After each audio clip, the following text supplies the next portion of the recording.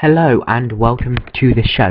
Now today I'd like to talk about Volvo, and more specifically the S60 T6 AWD. Now for those of you who don't know what that means it's got a 6-cylinder engine and 4-wheel drive, which makes, as a combination, quite possibly one of the greatest driving cars of all time really. It's really fantastic. It's just got endless amounts of grip. It's fantastic. I mean, you can turn it into any corner at any speed and the back end will not go fully round. You might get a little bit of oversteer or a little bit of understeer if you really push it, but you won't spin it. You've got to be a lunatic to be able to spin this car. Like I said, I'm a fan of it. Some people say no, it doesn't oversteer enough or it doesn't understeer enough. Depends really. It suits my driving style. It won't suit everybody's, of course. But about that fantastic V6 engine that it's got, it's a fantastic engine. You've got around about 350 horsepower. And no, that's not a lot, but it is enough to propel the car from 0 to 60 in about 6.5 seconds and send it on to a top speed of 165 miles an hour. That's very fast, so that means that this is faster in a straight line than a BMW M3.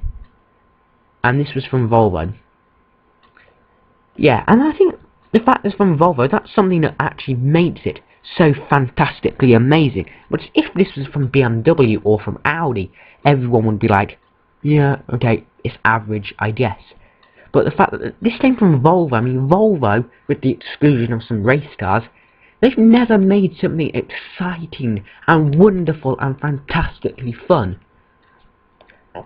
Until now, this is really fun. I'd vote, in my opinion, as one of the most fun cars you can possibly buy on Auto Club Revolution. It's wonderful. It's genuinely fantastic. You've got to be a complete moron not to like this car. I really like it a lot. As I've already said, I can't stress enough how much I like this car. I mean, I respect its rivals, like stuff like the Renault Megane RS250 Cup, the Mazda 3 MPS, the pair of Ford Focus STs, the 2008 and 2012 version. But I'm sorry, this is just better. I don't know why it's better either. And then there's of course the looks. The looks will divide opinion. I personally love them. I think it looks wonderful and amazing. Most people, though, disagree. Most people say, well, actually, no, it looks terrible. So, of course, that's where we need your help. But here at ACR, of course, we can't decide ourselves if we like this car or not. I mean, ACR did have our opinions split. I love this. Kato, he absolutely hates it. Cameron, of course, he's sort of split on it. He likes it a little bit, but not a lot. And of course, Emily is not actually a presenter, but she's just randomly on a couple of our videos because she can be. She likes it as well. So, we're split on opinions, so we need you guys to step in and tell us what you think. Is it a wonderful car to look at? Or is it a bit naff and a bit bleh? And also, we need your guys' help. I mean, we can tell you that it's nice to drive, it's fast in a straight line, it's wonderful value for money.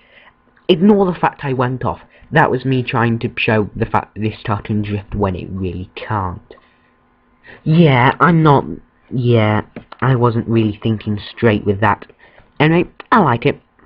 And we need you guys to step in though again, which like we were saying, we can tell you that it's fast round a track or whatever, but we can only tell you, to be precise, that it's fast around this track. And don't get me wrong, it's very fast around this track. But we only test our cars on this track.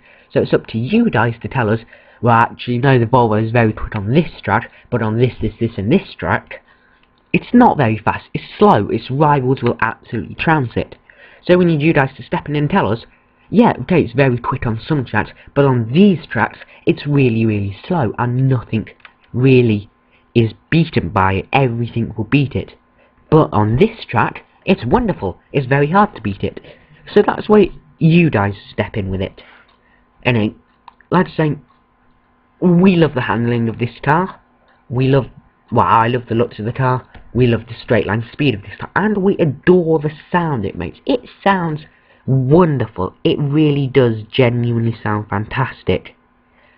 And that's a good thing. But the thing is, we're not fully convinced though that this is what Volvo claimed it is, because Volvo claimed this to be a rival for the BMW M3.